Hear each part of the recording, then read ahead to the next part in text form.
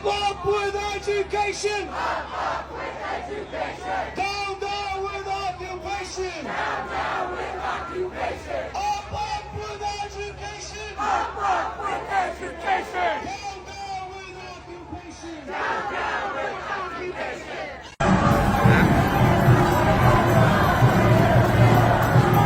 Yeah, I'm here because if I wasn't here, I'd be sitting home weeping uncontrollably, which I'll probably do anyway when I get home.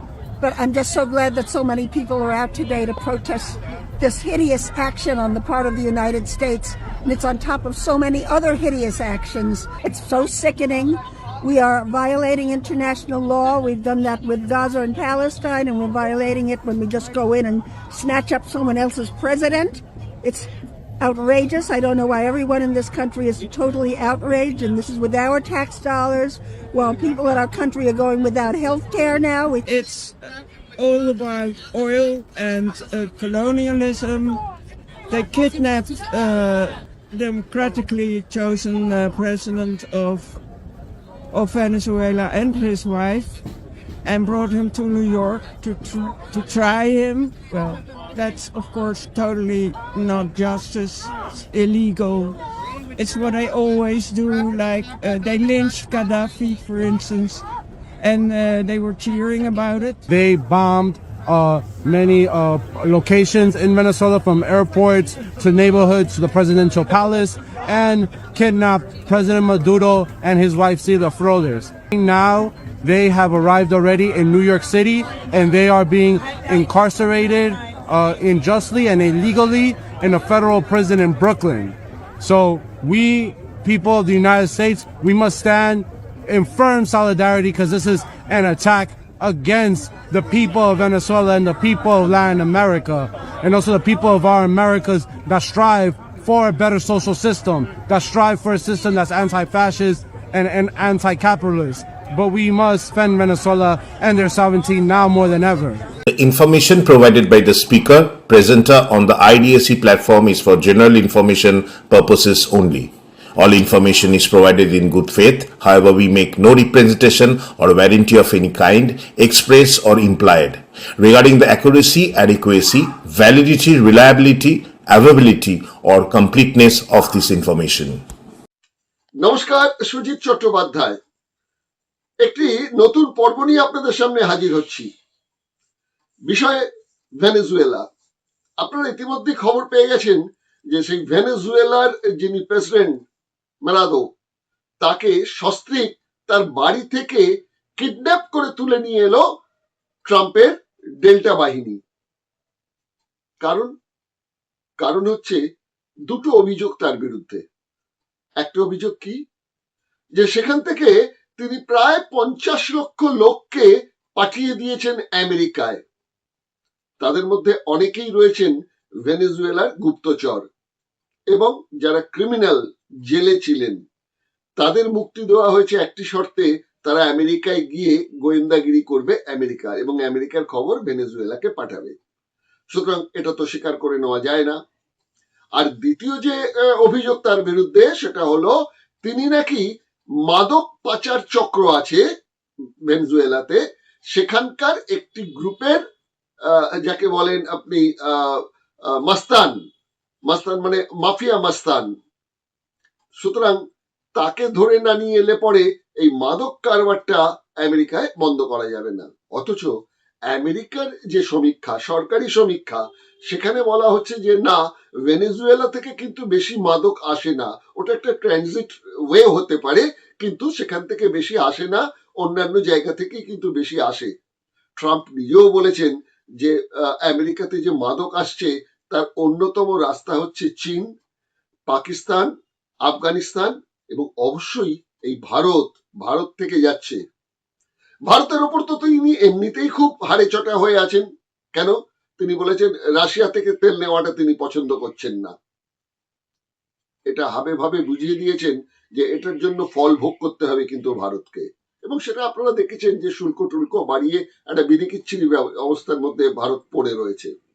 যাই হোক, কিন্তু তবু বিশ্বগুরু, এই যে ঘটনাটা ভেনেজুয়েলায় ঘটে গেল, তারপরে কিন্তু আমাদের বিশ্বগুরু একদম চুপ করে আছেন। তার যে দপ্তর সে দপ্তর থেকে উদ্বেগ প্রকাশ করা হয়েছে, কিন্তু উদ্বেগ যে প্রকাশ করা হয়েছে তাতে কোনো নিন্দা নেই যে আমি কি পারি আন্তর্জাতিক একটি আইন রয়েছে সেই আইনটার বিরুদ্ধে গিয়ে কোনো একটি দেশে গিয়ে সেখানকার একজন প্রেসিডেন্টকে আমি তুলে নিয়ে আসতে পারি? এটা তো হতে পারে না। রাষ্ট্রপুঞ্জ এর আগে বারবার বলেছে যে এ ধরনের কাজ করা যায় না, বাস ওই পর্যন্তই। তার বেশি কথা কিন্তু না ভারত বলছে না রাষ্ট্রপুঞ্জ বলছে। আবার অনেকে বলছেন যে চীন চুপ করে আছে কেন, রাশিয়া চুপ করে আছে কেন, উত্তর কোরিয়া চুপ করে আছে কেন, ইরান চুপ করে আছে কেন? কেউ কিন্তু চুপ করে নেই, কেননা এখন আর সেদিন নেই যে হঠাৎ হঠাৎ করে একটা থার্ড ওয়ার্ল্ড শুরু হয়ে যাবে। এই থার্ড ওয়ার্ল্ড ওয়ার হঠাৎ করে এরকম শুরু হবে না, মানে গায়ের জোর সামরিক বাহিনী দিয়ে হবে না। এখন যেটা হবে সেটা হচ্ছে ভাতে মারার। কেন সকলেই ব্যবসাটা বুঝে গেছেন যে ব্যবসা করতে হবে, অর্থনীতিটাকে ঠিক মতন বজায় রাখতে হবে। সেটা রাখতে গেলে পরে কিন্তু সব দেশের সঙ্গে হট করে লড়াই ঝঞ্ঝাটে যাওয়া সম্ভব না। হ্যাঁ, তবে ইউক্রেনের সঙ্গে রাশিয়া গেছে সেটা কারণও আপনারা জানেন যে ওই ন্যাটো দেশেতে গিয়ে আমেরিকার গোষ্ঠীতে ঢুকে পড়তে চাইছে ইউক্রেন, সেটাই আর কি মানতে পারছেন না পুতিন। অন্যান্য জায়গাও কিন্তু লড়াই চলছে, ইরানে তো অশান্তি একটা চলছে। কিন্তু আমাদের যেহেতু ভেনেজুয়েলার বিষয়, সেখানে চলে আসছি। ভেনেজুয়েলার যিনি প্রেসিডেন্ট তার বিরুদ্ধে অভিযোগ যে তিনি চুরি করে ভোটে জিতেছেন। এই তো 10 তারিখ আসছে জানুয়ারি মাসে, তাহলে তার 7 বছর পূর্ণ হবে। যদি তিনি চুরি করেও এসে থাকেন, সে বিচার করবেন তো সেখানকার জনগণ, বাইরের লোক কেন করবে? আমাদের দেশের কথাই যদি ধরা যাক, আমাদের দেশে ভোটে নির্বাচিত হয়ে এসছেন মোদিজি। এখন আমেরিকা যদি মনে করে যে যদি রাশিয়ার সঙ্গে ব্যবসা করছে ভারত, মোদিজিকে আমি তুলে নিয়ে আসি, সেটা কি আমরা মেনে নেব? না। আমরা প্রধানমন্ত্রী হিসেবে মোদিজিকে চাই কি না চাই সেটা ভোটের মাধ্যমে ঠিক হবে।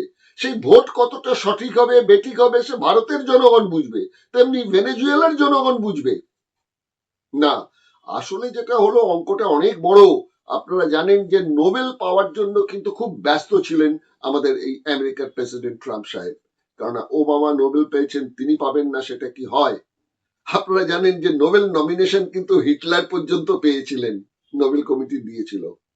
নোবেল শেষ পর্যন্ত যাকে দিলেন তিনি একজন বিরোধী দলের নেতা, কোথাকার ভেনেজুয়েলার একজন নেত্রী, তাকে কিন্তু দেওয়া হলো নোবেল। এবং তিনি এখনকার যিনি বর্তমান প্রেসিডেন্ট তার বিরুদ্ধে একটি লড়াই করেছেন গণতন্ত্র ফিরিয়ে আনার জন্য। বলা হচ্ছে যে 24 সাল থেকে তিনি নাকি আত্মগোপন করেছিলেন, একবার তাকে জেলেও নেওয়া হয়েছিল, পরে ছেড়ে দেওয়া হয়। 24 সাল পর্যন্ত তিনি আত্মগোপন করেছিলেন, 25 সাল থেকে তিনি সমস্ত বিরোধী দলকে ঐক্যবদ্ধ করছেন। এবং তার এই যে গণতন্ত্রকে ফিরিয়ে আনার প্রচেষ্টা, তাতেই নাকি নোবেল কমিটি আপ্লুত হয়ে গিয়ে তাকে নোবেল দিয়ে দিলেন। এই হচ্ছে কিন্তু আমাদের ট্রাম্প সাহেবের ট্রাম্প কার্ড, সেই ভদ্রমহিলা যিনি ওখানকার অর্থাৎ আমাদের ভেনেজুয়েলার যিনি বিরোধী দলের এক নেত্রী। তার নামটা এই মুহূর্তে মনে পড়ছে না আমার। সেই ভদ্রমহিলা কিন্তু আগামী দিনে তাকে কি প্রেসিডেন্ট করা হবে, মানে একটা পুতুল সরকার তৈরি হবে? কারণ ইতিহাস যদি আমরা তাকিয়ে দেখি, দেখুন আপনারা দেখবেন, পরপর আমি বলছি। 1973 সাল চিলিতে সালভাদর আলিন্দে তাকে সরিয়ে দেওয়া হলো। 1996 মোহাম্মদ নজিবুল্লাহ আফগানিস্তান থেকে তাকে সরিয়ে দেওয়া হলো। 2011 লিবিয়া থেকে গদ্দাফি সরিয়ে দেওয়া হলো। সাদ্দাম হোসেন, তার বিরুদ্ধে একটা মিথ্যা অভিযোগ আনা হয়েছিল। কি ছিল অভিযোগ? না তিনি নাকি পরমাণু অস্ত্র টস্ত্র বিভিন্ন রকম ভাবে তৈরি করে ফেলেছেন, যেটা আমেরিকার জন্য থ্রেটনিং, এবং আমেরিকার বিরুদ্ধে তিনি সন্ত্রাসবাদী একটি আন্দোলন করছিলেন। তারপরে এখন 2026-এ এই নিকোলাস মাদুরোকে তারা সস্ত্রীক ধরে নিয়ে গেলেন। আচ্ছা, এই মাদুরোকে তো মার্ডার করে দেওয়া যেতে পারতো, যেভাবে লাদেনকে মারা হয়েছে তা তো করা হলো না। সস্ত্রীক তাকে জ্যান্ত অবস্থায় তুলে নিয়ে যাওয়া হলো। এরকম নির্দেশ ট্রাম্প সাহেবের। কেন নির্দেশ? তাহলে কি তিনি ওই ঝিকে মেরে বউকে শাসন যে কথাটা আছে, এই ওকে তুলে নিয়ে এসে চীন রাশিয়াকে উনি একটুখানি সবক শেখাতে চাইছেন? আর চীন রাশিয়াও কি চুপচাপ মেনে নেবে? এই সম্পর্ক নিয়েই আমরা ব্রিগেডিয়ার মুখার্জির সঙ্গে একটু কথা বলেছিলাম, এনএস মুখার্জির সঙ্গে কথা বলেছিলাম, জানতে চেয়েছিলাম যে তিনি এই বিষয়টি কিভাবে দেখছেন। দীর্ঘদিন তিনি সৈন্যদলে ব্রিগেডিয়ার হিসেবে কাজ করেছেন, পররাষ্ট্র বিষয়গুলো উনি নজরগুলো রাখেন, আমাদের থেকে অনেক বেশি জানেন, সেজন্য তার সঙ্গে ফোনে একটু আলোচনা করব। আর শেষে তার কাছে একটি বিষয় জানতে চেয়েছিলাম যে আমেরিকার একটা ধারা আছে, আপনি জানবেন, সেই আব্রাহাম লিঙ্কনই বলুন আর জন কেনেডি বলুন, আমেরিকারই বিরুদ্ধবাদীরা কিন্তু মার্ডার করেছিল এই দুই প্রেসিডেন্টকে। ট্রাম্পের বিরুদ্ধেও কিন্তু অস্ত্র হাতে মানুষ এসেছিলেন তাকে মারবার জন্য, শেষ পর্যন্ত ধরা টরা পড়ে গেছে। আগামী দিনে এমন কোন একটা ঘটনা ঘটবে না তো আমেরিকাতে, যে এই সব দেশগুলো যখন আমেরিকার এই দাদাগিরির বিরুদ্ধে মানে বিরক্ত হয়ে উঠবে, তখন আমেরিকাতেই তার বিরুদ্ধে কোনো অস্ত্র টস্ত্র ব্যবহার করা হবে না তো? এসব নিয়েও প্রশ্ন করেছিলাম ব্রিগেডিয়ার মুখার্জিকে। তার সঙ্গে ফোনে আমার কি কথা হলো এই ভেনেজুয়েলার এখনকার পরিস্থিতি নিয়ে, সেটা আপনাদের একটু শোনাচ্ছি। তার সঙ্গে ফোনের সাক্ষাৎকার দেখুন।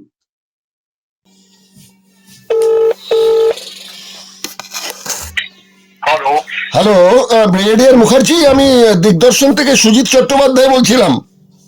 বলুন স্যার, বলুন। Good evening. Good evening. Good evening. প্রথমে তো আমার নববর্ষের শুভেচ্ছা জানাচ্ছি আপনাকে আমাদের দিগদর্শনের তরফ থেকে। অনেক অনেক ধন্যবাদ স্যার। সুস্থ থাকুন, ভালো থাকুন। কিন্তু এই ভালো থাকুন শব্দটা যেটা বলছি, সেটা তো বলতে হয় সেই জন্য একটা সৌজন্যমূলক শব্দ দাঁড়িয়ে যাচ্ছে। আমরা কি সত্যি ভালো থাকতে পারবো 2026-এ? কেননা ঘরে বাইরে সর্বত্রই দেখছি অশান্তি অশান্তি অশান্তি। এই মুহূর্তে অনেকে বলছেন যে ভেনেজুয়েলা নিয়ে এত মাথা ব্যথার কি আছে, ওটা একটা অন্য দেশ, বরঞ্চ আমাদের দেশের কথা ভাবো। কিন্তু বাংলাতে একটা প্রবাদ আছে যে পড়শির ঘরে যদি আগুন লাগে তার আঁচ তো আমার ঘরে এসেও পৌঁছবে। পড়শি আজকের দিনে তো পড়শি বলতে যে একদম হাতের কাছে হবে তা তো নয়, আজকে তো ডিজিটাল যুগ। আজকে ভেনেজুয়েলাতে যদি কিছু ঘটনা ঘটে তার কিছু না কিছু আঁচ তো ভারতবর্ষে পড়বেই। এবং বিশেষ করে যেটুকু ট্রাম্প বলে রেখেছেন যে এরপরে কাকে হাত দেবেন, এবং ভারতকেও বলেছেন যে রাশিয়া থেকে তোমরা তেল ফেল নিচ্ছ, এসব আমি পছন্দ করছি না। তাই সব ব্যাপারের মধ্যে বিষয়টা আপনি কিভাবে দেখছেন? এই ভেনেজুয়েলার এটাকে কিডন্যাপ বলবো না হাইজ্যাক বলবো? এইটা তো মানে এই প্রথমবার এমন কথা শুনলাম যে একটা সোভারেন কান্ট্রির প্রেসিডেন্টকে ওখান থেকে মিলিটারি অপারেশন করে কিডন্যাপ করে ক্যাপচার করে ওনার স্ত্রীর সাথে ওনাকে নিয়ে আসা হলো as a criminal. Okay handcuff করে আবার আরেকটা দেশ যে নিজেকে সুপার পাওয়ার মনে করে সে নিয়ে চলে আসলো। আর দুনিয়ার কোন নেশন কিচ্ছু বলছে না, খালি এক্স এর উপরে, টেলিগ্রামের উপরে, সোশ্যাল মিডিয়াতে আর নাহলে মিডিয়াতে এক একটা কশাস ওয়েতে কিছু কমেন্টস দিচ্ছে। এটা মানে এমন কোন সময় দেখলাম না। তো ইউনাইটেড নেশনস অমনিতেই আমরা জানতাম একটা ডিফান্ট অর্গানাইজেশন, এক্সেপ্ট ফর কিছু একটা সোশ্যাল অব্লিগেশন যেগুলো করে চলে, তাছাড়া কিছু ওদের মানে কিছুই করবার নেই। আর প্ল্যানেটের যে 2-3টা নেশন আছে যারা সুপার পাওয়ার, ওদের ডাইরেক্ট কনফ্লিক্ট না হলে এক অন্য নিজের হেমিস্ফিয়ারের ভেতরে যা রাজত্ব দেখাতে চায় অন্যরা কিছু কমেন্ট করে চুপ করে যায়। এই যদি কিছু করতো মানে ধরে নেন ক্লোজার টু রাশিয়া, ইউরোপের দিকে পূর্ব এশিয়ার এদিকে কোন নেশনে করতো, তাহলে তো একটা থার্ড ওয়ার্ল্ড ওয়ার শুরু হয়ে যেত। কিন্তু যেহেতু এটা ল্যাটিন আমেরিকার দিকে হচ্ছে, বাকি Europe, African continent, Asian continent মনে করছে এটা তো ওয়েস্টার্ন ইনফ্লুয়েন্সের, আমেরিকার ইনফ্লুয়েন্সের নিচে আছে, আমাদের কিছু করার নেই। কিন্তু একটা লার্জার কোয়েশ্চেন রয়ে যাচ্ছে, is this the new what should I say, is this the new 2026 আমরা দেখবো the new way of diplomatic confrontation?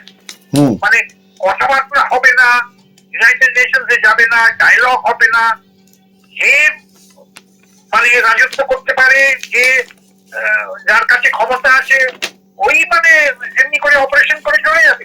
কালকে যদি হঠাৎ ইন্ডিয়া ডিসাইড করে না আমরা হাফিজ পাই না, পাকিস্তান থেকে ধরে নিয়ে আসবো, মানে This is absolutely brazen attempt by a nation which has military power. মানে যত এর নিন্দা করা যায় ততই কম। অনেক রাজনৈতিক বিশ্লেষকরা মনে করছেন, আপনি যে প্রসঙ্গটা বললেন যে কেউ কিছু বলছেন না, সেখানে বলছে যে রাশিয়া একটু ইউক্রেন নিয়ে ব্যস্ত আছে। তার সবসময় বড় চিন্তা যে আজকে ইউক্রেন যদি ন্যাটোতে ঢুকে পড়ে তাহলে ইউক্রেনের দেখা দেখি আর যেগুলো সোভিয়েত রাশিয়া থেকে বেরিয়ে গিয়েছিল অন্য যেগুলো, সেগুলো একটা রাস্তা খুঁজে পাবে। সুতরাং সেই একটা চাপ রাশিয়ার মধ্যে কাজ করছে বলে রাশিয়া বিষয়টা লক্ষ্য রাখছে এই পর্যন্ত। আর চীনের ক্ষেত্রে যেটা বলা হচ্ছে যে নামে কমিউনিস্ট হলেও চীন কিন্তু এখন সবচেয়ে বড় কর্পোরেট ব্যবসার দুনিয়া হয়ে দাঁড়িয়েছে। সুতরাং ওর কাছে সবচেয়ে আগে যেটা দাঁড়াচ্ছে সেটা হচ্ছে যে তার ব্যবসার যে জায়গাগুলো রয়েছে সেগুলো যাতে হ্যাম্পার না হয়। আমেরিকার সঙ্গেও তার একটা সম্পর্কের জায়গা রয়েছে। এইসব চিন্তা করেই নাকি চীনও যেভাবে তার প্রতিক্রিয়া জানানোর কথা সেভাবে চীন জানালো না। কি বলবেন? আমি মনে করি কি চীনের সাথে, চীন কিন্তু ভেনেজুয়েলা থেকে সবচেয়ে বেশি তেল কিন্তু এখনো কিনে চলেছে। আর ওই জায়গার তেলটা একটু ভারী তেল বলে ওটা যে কেমনি করে রিফাইন করতে হয় ওটার জন্য একটু কস্ট আরো বেড়ে যায়, কিন্তু চীন তাও ওই তেলই কিন্তু বেশি। আর ওদের সাথে ভেনেজুয়েলার সাথে চীনের প্রায় লাস্ট 10 বছরে 600 এগ্রিমেন্ট ছোট বড় অনেক জিনিসের উপরে হয়েছে। তো আমি মনে করছি এই যে প্রথম একটা ঘটনা হয়ে গেল, China is in a state of shock. China কিন্তু এটা সাংঘাতিক ভাবে রেসপন্ড করবে, সেটা কিন্তু আমাদের নেক্সট 7 days এর ভেতরে সামনে এসে যাবে। অলরেডি ওরা একটা এক্সটার্নাল অ্যাফেয়ার্স মিনিস্ট্রি থেকে কমেন্ট দিয়েছে, কিন্তু that is not only the thing that is going to happen. China কিন্তু সাংঘাতিক ধাক্কা খাবে কমার্শিয়ালি এন্ড আদারওয়াইজ। এই যদি রেগুলেট করে তেলটা আমেরিকা আর ওখান থেকে পুরো ভেনেজুয়েলাকে চালায় নিজের দেশ থেকে বসে, তো China will not accept this. And China is now not a power which can be ignored. তো আমি মনে করছি এটা is just the tip of the iceberg. এই একটা ভয়ানক কিছু নেক্সট 1-2 মাসে অনেক রকমের দিক থেকে যাকে বলে each trying to outdo the other, সেই রকম চায়নার রেসপন্স থাকবে কিন্তু।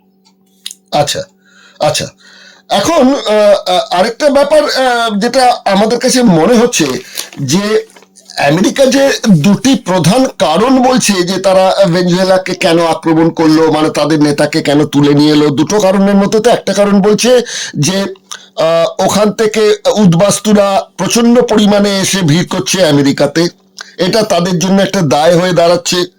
আর এদের মধ্যে যে আমেরিকা বিরোধী সন্ত্রাসবাদীরা এসছে কিনা, মানে যাকে মাদুরো নিজেই পাঠিয়েছেন, কেন বলা হয় যে মাদুরো নাকি ভেনেজুয়েলার একটা মাফিয়া গ্রুপের লিডারও, এই একটা প্রসঙ্গ বলে। আরেকটা প্রসঙ্গ বলে সেটা হচ্ছে মাদক কারবারি। কিন্তু কাগজপত্র ঘেটে যা দেখতে পাচ্ছি সেখানে বলা হচ্ছে centre for strategic and international study, তারা বলছেন যে মাদকের অভিযোগটা করা হচ্ছে সেটা সর্বৈবভাবে সত্য নয়। কেন ভেনেজুয়েলা থেকে বেশি মাদক যায় না, ওটা ট্রানজিট একটা রাস্তা হতে পারে কিন্তু ওখান থেকে বেশি যায় না। এবং আরো যেসব হিসেবপত্র দেখা যাচ্ছে সেটা national institute of drug abuse 2019 থেকে 23 যে সমীক্ষা করেছে তাতে বলছে যে কোকেন আগে যে পরিমাণে ছিল তার থেকে অনেক কমে গিয়ে প্রায় 1030 মতন কোকেন কেস ধরা পড়েছে। আবার অন্য জায়গায় ইউএসএরই সরকারি পরিসংখ্যান বলছে যে 23 সালে যেখানে 72,000 ফ্যান্টানিল বলে একটা পদার্থ আছে সেইটা ধরা পড়েছিল, 24-এ সেটা 72 থেকে কমে 47,000 হয়ে গেছে। এই মানে ফ্যান্টানিলটা হচ্ছে আপনার ওই হেরোইনের থেকে প্রায় 50 গুণ বেশি তার নাকি শক্তি। আর মাদকও ম্যাক্সিমাম আসে কানাডা থেকে।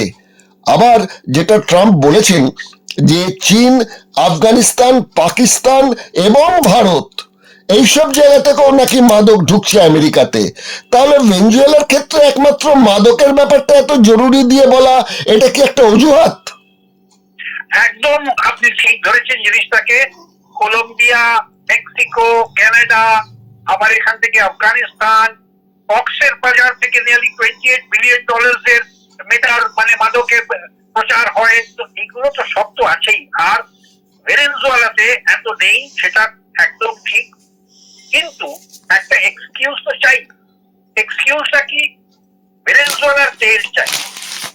আপনি দেখুন সব রিপোর্টে অ্যানালিস্টরা বলছে যখন $38 ট্রিলিয়ন ডেট হয়ে গেছে আমেরিকা, আর আমেরিকা অ্যাসেটস এর উপরে, প্রুভেন রিজার্ভস এর উপরে খালি টাকা, পেট্রোডলার প্রিন্ট করে চলেছে। তাই তো। তো ওদের এখানে তো এখন রিজার্ভসটা অনেক বেটল করে গেছে। পেট্রোডলার কোথা থেকে ওরা প্রিন্ট করবে এত?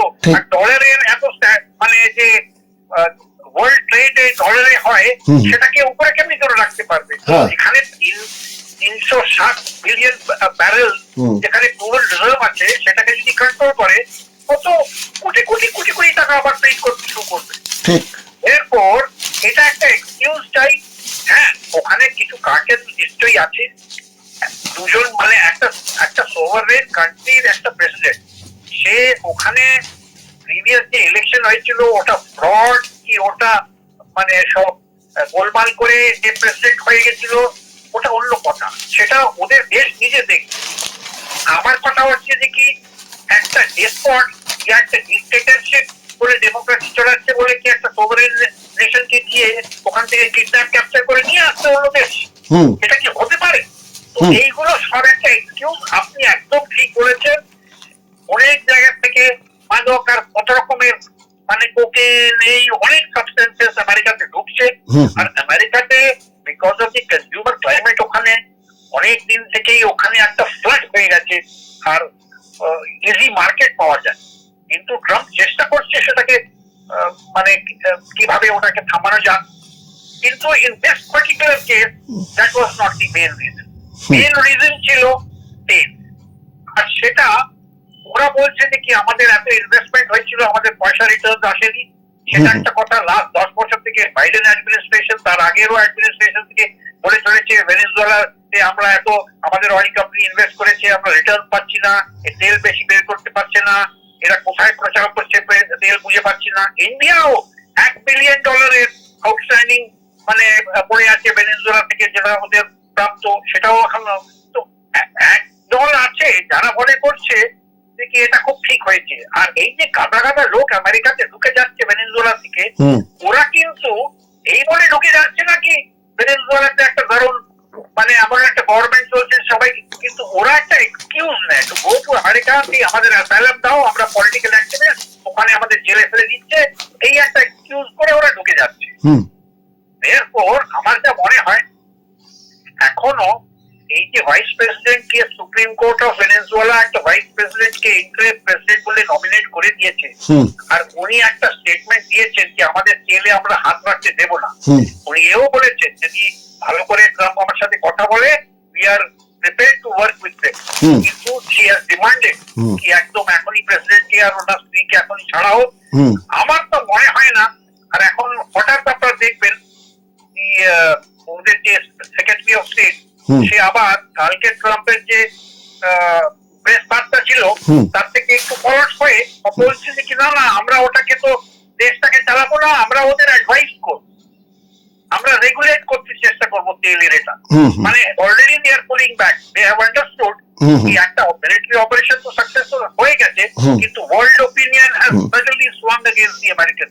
Even their closest ally Britain, France, Germany, ওরা অবাক হয়ে গেছে মানে কিভাবে দেশ এটা, মানে ওরাও কিছু বলতে পারছে না, বলবে কি এত বড় একটা সুপার পাওয়ার যার একটা লিভারেজ আছে economic as well as military mind আছে।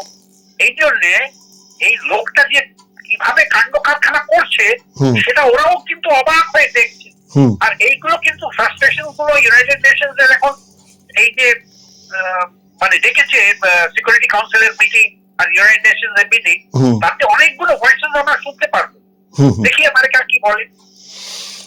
বাংলায় একটা প্রবাদ আছে দাদা, সেটা হচ্ছে যে কারো সর্বনাশ তো কারো পৌষ মাস।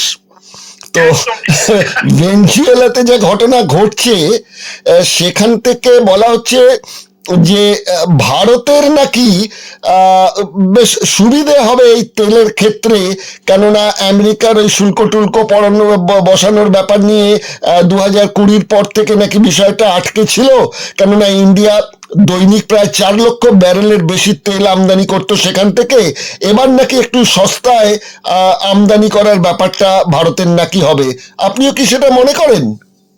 এটা তো আমি প্রেস রিপোর্ট দেখলাম, আর আমার মনে হয় সেটা ঠিক, কিন্তু জিনিসটা হচ্ছে সুবিধা হয়ে গেলেও এরকম করে একটা অন্য দেশ সোভারেন কান্ট্রির একটা প্রেসিডেন্টকে কিডন্যাপ করে কালকে যদি হঠাৎ মোদিকে কিডন্যাপ করে নিয়ে যায়, আমি কি, দিস ক্যানট বি অ্যাকসেপ্টেড।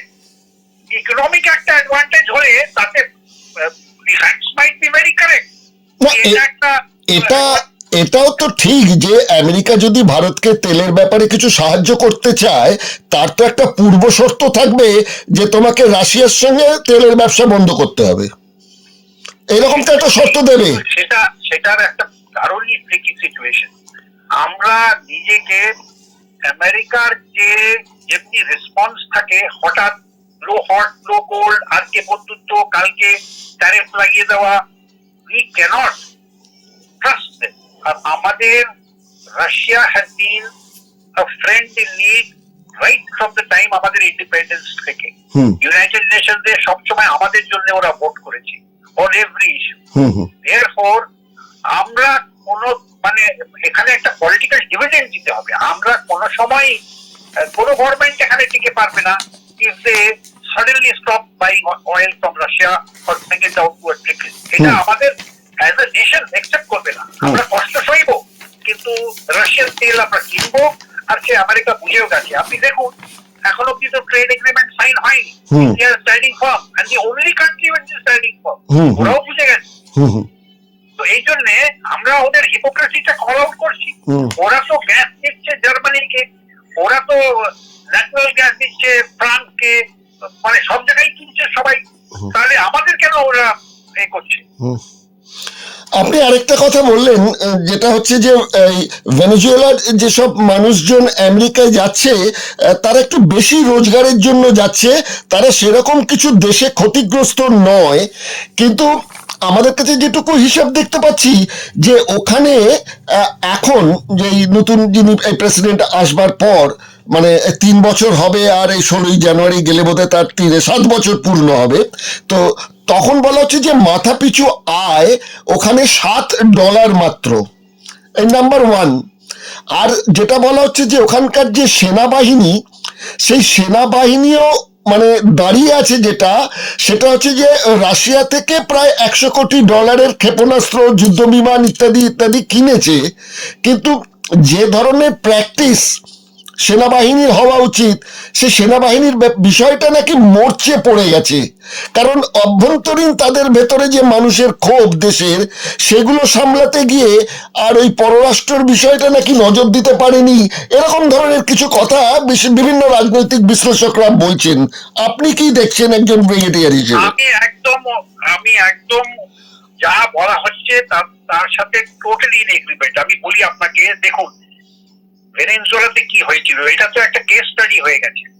এত তেল ছিল কি যখন এই সব রকমের লোক যখন গভর্নেন্সে আসে, এনার আগে এনার যে মেন্টর ছিল, সবাই ওরা মনে করলো কি এখন সব জিনিস আমরা ফ্রিতে দিয়ে দিই লোকেদের, আর আমরা খুব পপুলার হয়ে যাব, আর সবাই একদম কেজরিওয়ালের মডেলে সবকিছু ফ্রি করে দিতে চাইলো। তাতে হলোটা কি, এমন ভাবে ইনফ্লেশন হয়ে গেল, এমন ভাবে মানে কস্ট অফ লিভিং বেড়ে গেল, আর গভর্নমেন্ট চালাতে পারছে না। ওইদিকে এইসব সর্বনাশ হয়ে, আর তারপরে তেলটাও বিক্রি করতে পারছে না ঠিক করে, বিকজ অফ ইটস মানে আউটডেটেড টেকনোলজি। সব বাকি কোম্পানিদের তাড়িয়ে দিল, নিজে সব ন্যাশনালাইজ করে বসে গেল। উইথ দ্য রেজাল্ট লোকেরা ওখান থেকে রোজ আমেরিকার দিকে যেতে শুরু করলো, বিকজ অফ ইকোনমিক রিজন। কিন্তু আমেরিকা ওই সময় জিজ্ঞেস করতো, কেন আসছো ভাই? স্যার আমরা পলিটিক্যাল অ্যাক্টিভিস্ট, আমাদের অ্যাসাইলাম দিন, এই বলে ঢুকেছে ওরা। এখন ট্রাম্প ওদের বলছে সব ক্রিমিনাল সব জেল থেকে বাইরে বের করে আমাদের এখানে পাঠিয়ে দিচ্ছে। জিনিসটা হচ্ছে they have come for an economic reason. এখন ট্রাম্প ওদের অনেক মানে কি বলবো, আমি ওদের অনেক স্বপ্ন দেখাবে, তোমাদের দেশকে আমি এই করে দেবো ওই করে দেবো। ও একটা স্টেজ 2 কেজরিওয়াল হয়ে যাবে, কিন্তু কি যে হবে মনে করছি যে কি সবাই নাকি দেশে ফিরে যাবে, কেউ যাবে না। হ্যাঁ, এবং অলরেডি দেখছি যে কেউ কেউ বিক্ষোভ দেখাচ্ছে আমেরিকার বিরুদ্ধে, আবার কেউ কেউ আমেরিকাকে ধন্যবাদ জানাচ্ছে যে আমাদের ফ্যাসিস্ট সরকারের হাত থেকে মুক্তি দেওয়ার জন্য। এরকম দু রকমের বিক্ষোভ দেখতে পাচ্ছি। আপনি দেখুন এই লোকটা মিলিটারি অপারেশনটাকে করে মনে করছে যে কি আমি এমন একটা জিনিস করে ফেলেছি, দুনিয়া মানে সবাই আমাকে খুব মানে ক্রেডিট দিচ্ছে। এখন বলছে আমি কিউবাকে দেখে নেব, আমি মেক্সিকোকে ওয়ার্ন করছি, আমি গ্রিনল্যান্ড নিয়ে নেব, আমি আলাস্কাকে আবার ক্যানাডাকে আবার 51st স্টেট করে নেব। মানে লোকটা কি জানি না, ওদের অ্যাডভাইজাররা সাইকোফ্যান্সিতে এত আগে বেরিয়ে গেছে যে ওকে কেউ কিছু বলছেই না, আর যা কিছু বলে যাচ্ছে আবল তাবল। লোকেরা অবাক হয়ে দেখছে এই লোকটার দিকে, কি করছেটা কি। আর একে মানে এও বলা যায় কি কালকে এটা করে হঠাৎ কি বলতে গিয়ে কিছু কাণ্ড কারখানা করবে, কেন কি ওইটা তো ওদের ইনফ্লুয়েন্সে পড়ছে। এখন রাশিয়া আর চায়না তো ওদের সাথে যুদ্ধ করতে যাবে না, কিন্তু জিনিসটা হচ্ছে যে কি দিস কাইন্ড অফ ক্ষতি তো সাংঘাতিক আমেরিকার হবে। মানে কি অনেকরা যা ওদের উপরে ট্রাস্ট রাখতো সেটা একদম কমে যাবে, ওদের সাথে ট্রেডের জায়গায় অন্য চ্যানেলস গুলো দেখবে। তাহলে আমাদের এখানে ধরুন চায়ওয়ালা প্রধানমন্ত্রী, তিনি ব্যক্তিগত উদ্যোগের হাতে একটার পর একটা সেক্টর ছেড়ে দিচ্ছেন এবং বিপুল জনপ্রিয়তায় ভোট নিয়ে নির্বাচিত হচ্ছেন বিভিন্ন রাজ্যে রাজ্যে। সেখানে ভেনেজুয়েলাতে যিনি এখন এসছেন, যিনি একজন ছিলেন বাস চালক ইউনিয়নের নেতা, তিনি এই যে জাতীয়তাবাদী চিন্তা থেকে ভাবনা চিন্তা করেছেন, অস্ট্রেলিয়াকে বলে দিয়েছেন যে এখানে ব্যবসা করতে গেলে পরে আমাদের আন্ডারে কাজ করতে হবে। আমেরিকাকে তেল নিয়ে যেটা ওরা করেছে, এবং বাইরের যারা যারা কানাডা ওখানেতে সোনার ব্যাপারে জড়িত, তাদেরও থ্রেটনিংটা দিয়ে রেখেছে যে কোনোটাই আমাদের দেশের স্বার্থকে ক্ষুণ্ণ করে কিছু করতে তোমাদের দেওয়া হবে না। তো এই ব্যাপারগুলো বলাতে বিষয়টা ওই উল্টো দাঁড়িয়ে গেল। মানে সেখানকার মানুষদের সবার যে সমর্থন পাওয়ার কথা ছিল ভেনেজুয়েলাতে, সেখানে তো সবার সমর্থন উনি পাচ্ছেন না। একদম ঠিক, একদম ঠিক। আমি মনে করছি এই যে একটা লার্জিস, এই যে একটা মানে ফ্রিডিজ যাকে বলে, এইসব সবসময় যদি এর উপরেই পপুলারিটি গেইন করতে হয় তাহলে তো দেশ চলবে না। ইকোনমিক চ্যালেঞ্জেস যদি, হাউ ডু ইউ প্রোগ্রেস করবার জন্য আপনাকে তো একটুখানি ক্যাপিটালিজমের উপরে জোর দিতেই হবে, তাহলে লোকেরা তো they will take it for granted. আমাদের স্টেট দেখবে যা ভেনেজুয়েলার দশা আজকে হয়েছে সেটা আমাদের দেশে হবে। মানে আপনি একদিক থেকে যদি খালি 10,000 টাকা দিয়ে দিলাম, 5,000 টাকা দিয়ে দিলাম, এটা ফ্রি করে দিলাম, ওটা ফ্রি করে দিলাম, তো যে চেষ্টাটা ওই ফ্যামিলিটা করতো to rise above their poverty, সেটা করবে না। আর এটা তো একটা লস নেশনের, কিন্তু পপুলারিটির জন্য আর ভোট কামাবার জন্য এগুলো করা হচ্ছে। আমি তো মনে করছি মোদী প্রথম তো নিজেই বলেছিল যে কি এগুলো ফ্রিবিজ, কিন্তু ও দেখলো কি লোক তো শুনছে না, লোক তো যে পয়সা দিচ্ছে তাকে ভোট করছে, কেজরিওয়াল জিতে যাচ্ছে, তখন okay bye virtue of reality ওকেও করতে হলো।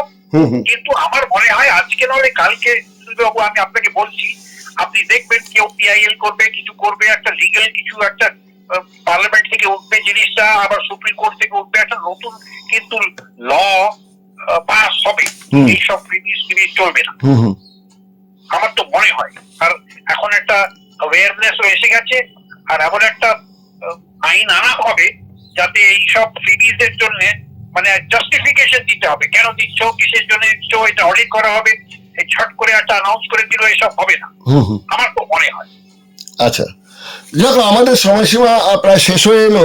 শেষে খালি একটাই প্রশ্ন আপনার কাছে রাখতে চাইছি, সেটা হচ্ছে যে একটা ব্যাপারে আমরা নিঃসন্দেহে যে আগেকার যেটা হতো যে first world war, second world war, third world war হবে কার কত ক্ষমতা দেখানোর জন্য, এখন বোধহয় হাতে মারা নয়, যদি ওয়ার্ল্ড ওয়ার হয় সেটা হবে ভাতে মারার খেলাতে, তাই তো? ঠিক বলেছেন। আমাদের আর্ম ফোর্সেস তো অলরেডি বলছে নো কন্ট্যাক্ট ওয়ার, আর এদিকে আপনি যা বললেন ইকোনমিক ওয়ারফেয়ারও হবে। আমার তো মনে হয় the third world war will be a war of economic strangulation of nations. যে নেশনের কাছে মানে রিসোর্সেস বেশি আছে সে বেঁচে থাকবে, যাদের কাছে রিসোর্স নাই ওদের স্ট্র্যাঙ্গুলেট করে ওদের রিসোর্সেস গুলো সব হাতে হবে। এখন দেখুন আগে গিয়ে কি হয়। আমার তো মনে হয় এই যে ভেনেজুয়েলা থেকে ওরা কিডন্যাপ করে আর ক্যাপচার করে তো নিয়ে আসলো, কিন্তু এর পরে কি ওরা গিয়ে ওখানে তেলটাকে নিজের হাতে নিতে পারবে, আবার ওদের ওখানে গিয়ে মানে দেশটাকে চালাতে পারবে? আমার তো মনে হচ্ছে না এটা। ওরা তো এখন already they are prepared to resist the America. এবং রাশিয়া ও চীনের কাছেও তো একটা প্রেস্টিজ ফাইট হয়ে দাঁড়াবে বিষয়টা। ইগো নিশ্চয়ই নেক্সট এক আর উইকের ভেতরে দেখবেন আপনি ওরাও সাপোর্ট দেবে, ওরা বলবে যে কি we will put boots on the ground if need be. তখন আমেরিকা কি করবে? না, আমি আরেকটা কথা ভাবছিলাম যে আমেরিকাতে একটা সময় আমরা দেখেছি পরপর বেশ কয়েকজন প্রেসিডেন্ট আততায়ীর হাতে মারা গেছেন। ট্রাম্পের ওপরও আঘাত এসেছে। আগামী দিনে এই ধরনের কোনো একটা সে ঘর থেকে হোক বা বাইরের সাহায্য নিয়েই হোক এরকম ধরনের ঘটনা তো ঘটে গেলে অবাক হওয়ার কিছু নেই আমেরিকায়। আপনি কিন্তু আমার একদম মানে যা জিনিস আমি কালকে অনেক সময় কলিগদের সাথে ডিসকাশন করছিলাম, আমি নিজেও ভাবছিলাম এমনি কিন্তু ঘটনা হতে পারে। আপনি যা বলছেন it is now staring matters as a reality. ওদের দিক থেকেই এমন কাণ্ড কারখানা কেউ করে দিতে পারে। তবে 4 জন তো প্রেসিডেন্ট অলরেডি অ্যাসাসিনেট হয়ে গেছে। সেইটাই বলছি, ইতিহাস আছে। ঠিক ঠিক। তো যাই হোক, এখন আমরা একটু লক্ষ্য রাখি কোন দিকে এগোচ্ছে বিশ্ব রাজনীতি এবং বিশ্ব অর্থনীতি, যাই বলি না কেন এখন তো দুটো একাকার হয়ে গেছে।